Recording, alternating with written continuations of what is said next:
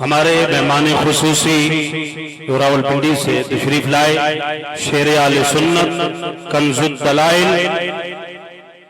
محب صحابہ والے بیت ترجمان اعلیٰ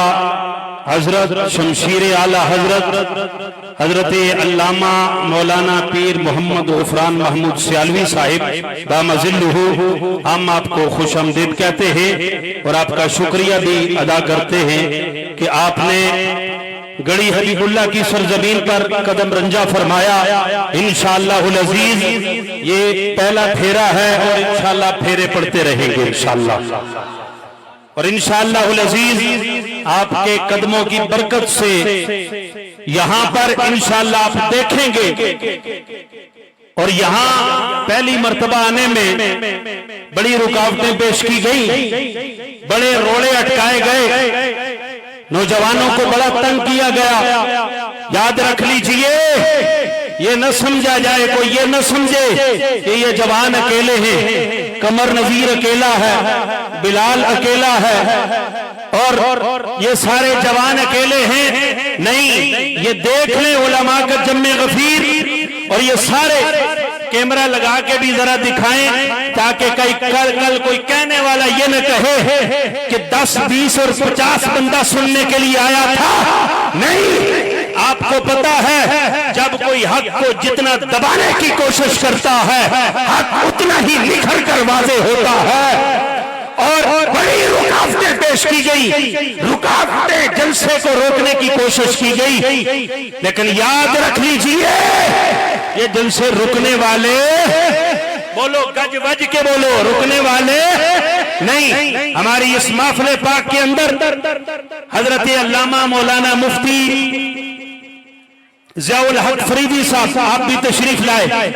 اور پیر طریقت رہبر شریعت پیر محمد اورنگزیب صاحب آپ بھی تشریف لائے، حضرت علامہ قبلہ پیر سید شیخ الحدیث و تفسیر حضرت علامہ مولانا پیر سید یعقوب شاہ صاحب دام ظلہ آپ بھی تشریف لائے، حضرت قبلہ پیر طریقت صاحبزادہ والا شان صاحبزادہ پیر عتیق الرحمن صاحب بھی تشریف لائے، حضرت علامہ مولانا مفتی جعفر بشیر جلالی صاحب، حضرت علامہ میاں نزاکت حیدری صاحب، نصیر ہزاروی صاحب، اور بھی کثیر تعداد میں علماء یہاں تشریف لائے ہیں۔ ہم سب کو خوش آمدید بھی کہتے ہیں اور سب کا شکریہ بھی ادا کرتے ہیں۔ تو میں بالکل اختصار کے ساتھ یہ بات پہنچانا چاہتا ہوں کہ کوئی یہ نہ سمجھے کہ ہم بڑے ہاتھ رکھتے ہیں، حکومتوں تک ہمارے ہاتھ ہیں۔ یاد رکھ لیجئے ایک ہاتھ سے بڑھ کر اوپر ہاتھ بھی ہوتا ہے، کوئی چھیڑے نا،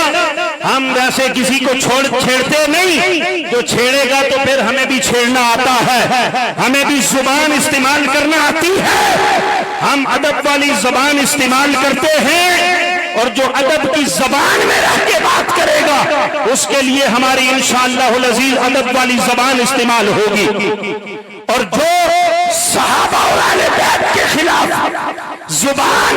استعمال کرے گا اشارے کنائے کے ساتھ، کوئی دائیں سے کوئی بائیں سے کسی بھی طریقے سے وار کرنے کی کوشش کرے گا، اب یہ سنی بیدار ہو چکا ہے، اب یہ سنی بیدار ہو چکا ہے، ان کو ان کے علماء نے بیدار کر دیا ہے کہ اب یہ خاموش رہنے والے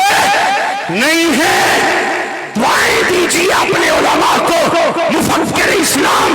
حضور کنز العلماء علامہ مفتی ڈاکٹر اشرف آصف جلالی صاحب کو، اور اپنے اکابرین کو جنہوں نے اپنے سنیوں کو بیدار کیا ہے،